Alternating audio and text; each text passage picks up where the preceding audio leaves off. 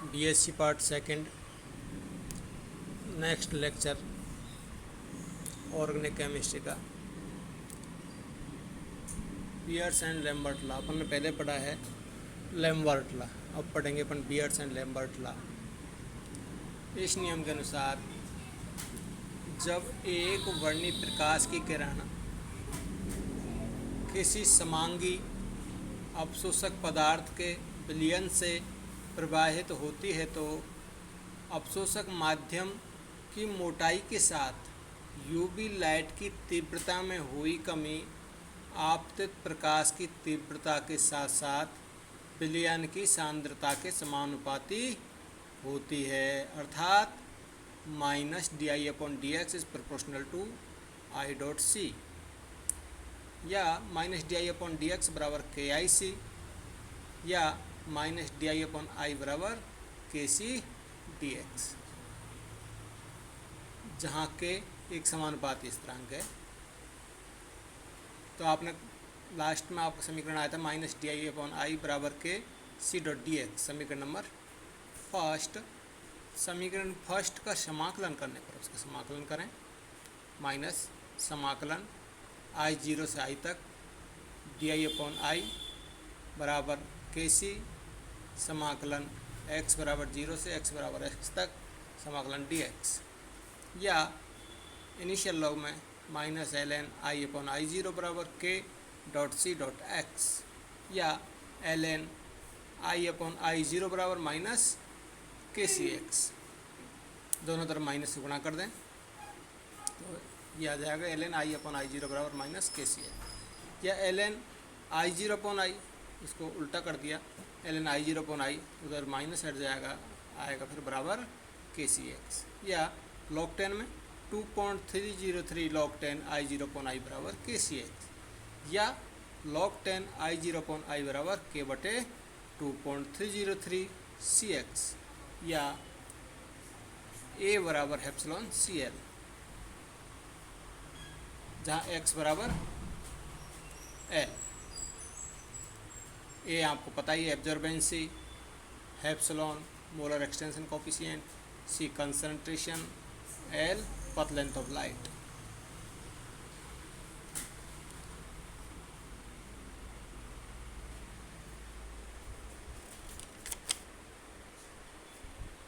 अब देखें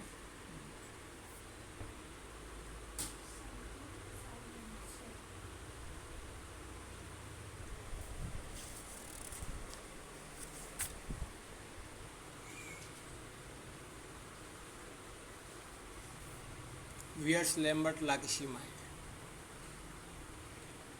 कुछ इसकी सीमाएं तो इस प्रकार है। पॉइंट फर्स्ट, आपतित प्रकाश एक वर्णीय होना चाहिए। दूसरा, विलयन समांगी व तनु होना चाहिए। तीसरा, ताप स्थिर होना चाहिए। चौथी शर्त है अवशोषण के दौरान पदार्थ में कोई रासायनिक अभिक्रिया नहीं होनी चाहिए। ये चार शर्तें हैं, तभी पियर्स लैम्बर्ट लॉ का नियम लागू होगा। आपतित प्रकाश एक वर्णीय हो, विलयन समांगी व तनु हो, मतलब ये नहीं एक जगह कंसंट्रेशन ज़्यादा एक जगह कम है, अलग अलग स्थिति हो जाती है। ताप स्थिर होना चाहिए, ताप के साथ परिवर्तित हो जाती है लैम्बर्ट लॉ।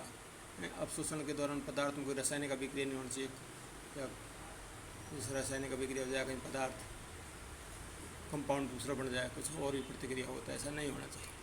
इलेक्ट्रॉनिक ट्रांजिशन अगला पार्ट, ये 2013 में पूछा है, 2014 में पूछा है, अधिकांश इसको पूछते रहते हैं। इलेक्ट्रॉनिक ट्रांजिशन, जिस प्रकार परमाणु में इलेक्ट्रॉन परमाणवीय कक्षकों में रहते हैं, उसी प्रकार अणु में इलेक्ट्रॉन आणविक कक्षक में रहते हैं।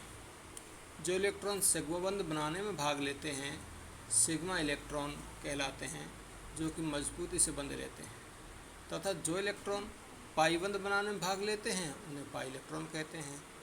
कुछ इलेक्ट्रॉन जो कि किसी भी प्रकार के बंध बनाने में भाग नहीं लेते हैं नॉन बॉन्डिंग इलेक्ट्रॉन्स कहलाते हैं, एवं जिन कक्षकों में ये इलेक्ट्रॉन पाए जाते हैं उन्हें क्रमशः सिग्मा बॉन्डिंग, पाई बॉन्डिंग एवं नॉन बॉन्डिंग कक्षक कहते हैं। Sigma bonding, pi bonding, non bonding, इसको अपन शो करते हैं स्मॉल एन से कहते हैं। मॉलिक्यूलर ऑर्बिटल थ्योरी के अनुसार एंटी बॉन्डिंग कक्षक भी उपस्थित होते हैं। मॉलिक्यूलर ऑर्बिटल थ्योरी के अनुसार एंटी बॉन्डिंग कक्षक भी उपस्थित होते हैं। अतः सिग्मा एवं पाई बॉन्डिंग कक्षकों से संबंधित एंटी बॉन्डिंग कक्षकों को सिग्मा स्टार एवं पाई स्टार द्वारा इंगित करते हैं। Non bonding N small N इलेक्ट्रॉनों का कोई भी एंटी बॉन्डिंग कक्षक नहीं होता है, क्योंकि ये इलेक्ट्रॉन बंध बनाने में भाग नहीं लेते हैं।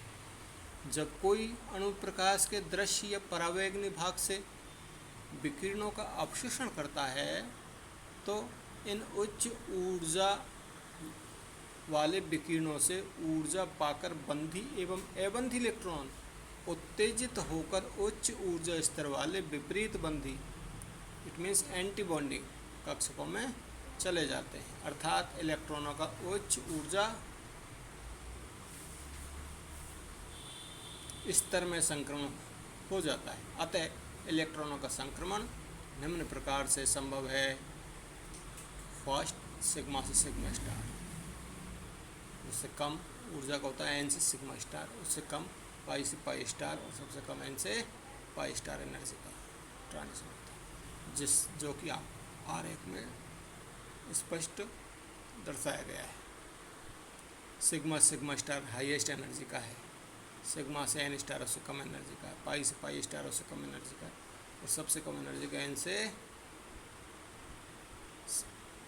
Pi star. सिग्मा से सिग्मा स्टार, एन से सिग्मा स्टार, पाई से पाई स्टार और पाई से एन से पाई स्टार। उपरोक्त चित्र से स्पष्ट है कि इन चारों प्रकार के इलेक्ट्रॉनों के संक्रमण में अवशोषित हुई ऊर्जा का बढ़ता हुआ क्रम निम्न प्रकार है। सिग्मा से सिग्मा स्टार उससे कम एन से सिग्मा स्टार उससे कम पाई से पाई स्टार उससे कम एन से सिग्मा स्टार घटता हुआ क्रम बाएं से दाईं ओर चलता है और बढ़ता हुआ क्रम एन से पाई स्टार उससे ज़्यादा पाई से पाई स्टार उससे अधिक एन से सिग्मा स्टार सबसे ज़्यादा एन सिग्मा से सिग्मा स्टार बढ़ता हुआ क्रम। फर्स्ट पॉइंट अब देखते हैं सिग्मा से सिग्मा ट्रांजिशन। इस प्रकार के संक्रमण के लिए सबसे अधिक ऊर्जा की आवश्यकता होती है। इस प्रकार का संक्रमण उन्हीं यौगिकों में होता है जिनमें केवल सिग्मा बंध विद्यमान हो। इसके अतिरिक्त न तो कोई नॉन बॉन्डिंग इलेक्ट्रॉन हो और न ही कोई पाई बॉन्डिंग इलेक्ट्रॉन, जैसे एल्केन।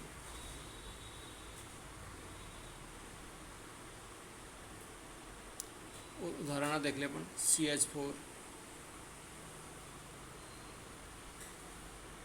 180 नैनोमीटर पर अपना अवशोषण प्रदर्शित कर रहा है। CH4 125 नैनोमीटर पर अपना अवशोषण प्रदर्शित करता है।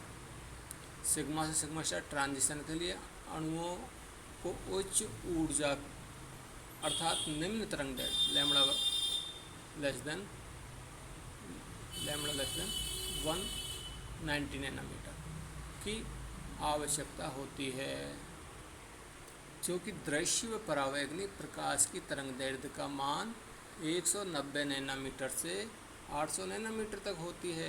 अर्थात नॉर्मल यूवी क्षेत्र में एल्केन कोई अवशोषण प्रदर्शित नहीं करती है। अतः इसी कारण द्रव्य पैराफिनों का उपयोग यूवी स्पेक्ट्रा में एक विलायक के रूप में किया जाता है। इस प्रकार का संक्रमण फार अल्ट्रावायलेट क्षेत्र में प्रदर्शित होता है। पॉइंट 2 अगला एन से सिग्मा स्टार ट्रांजिशन। देखें, इस प्रकार का संक्रमण उन यौगिकों में पाया जाता है जिनमें नॉन बॉन्डिंग इलेक्ट्रॉन तो होते हैं, अर्थात नॉन बॉन्डिंग इलेक्ट्रॉन तो हैं, नॉन बॉन्डिंग इलेक्ट्रॉन पाए जाते हैं अर्थात नॉन बॉन्डिंग इलेक्ट्रॉन तो हैं, लेकिन पाई बॉन्डिंग इलेक्ट्रॉन नहीं, जैसे अल्कोहल, हैलाइड, एमीन एवं थायोल आदि। ETC। एन से सिग्मा है ट्रांजिशन के लिए आवश्यक ऊर्जा का मान सिग्मा से सिग्मा स्टार ट्रांजिशन के लिए आवश्यक ऊर्जा से कम होती है, अतः ऊर्जा का अवशोषण परावैगनी क्षेत्र में होता है। जल, एथिल एल्कोहल व मेथिल क्लोराइड के लिए क्रमशः लैम्ब्डा मैक्स के मान क्रमशः 167 मिली माइक्रोन, 174 मिली माइक्रोन व 169 मिली माइक्रोन। तो जल के लिए 167 मिली माइक्रोन होता है और मेथिल एल्कोहल का 174 नैनोमीटर पर, मिली माइक्रोन कह दो, नैनोमीटर कह दो, मिली माइक्रोन पर। वो मेथिल क्लोराइड 169 मिली माइक्रोन पर अपना अवशोषण प्राप्त होते हैं, इनके अवशोषण प्राप्त होते हैं। अगला देखें पाई से पाई ट्रांजिशन। इस प्रकार का संक्रमण उन यौगिकों में पाया जाता है जिनमें अवंथित इलेक्ट्रॉन तो नहीं होते लेकिन पाई बंधी इलेक्ट्रॉन उपस्थित होते हैं, जैसे alkene, alkyne, aromatic compounds ETC। इस संक्रमण के लिए आवश्यक ऊर्जा का मान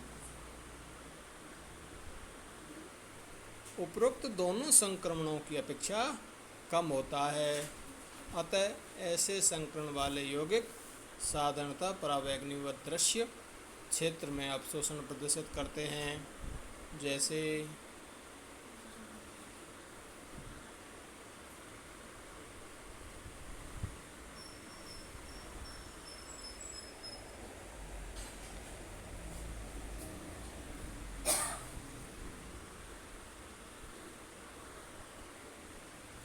एथीन 170 मिली माइक्रोन पर अपना अवशोषण प्रदर्शित करती है।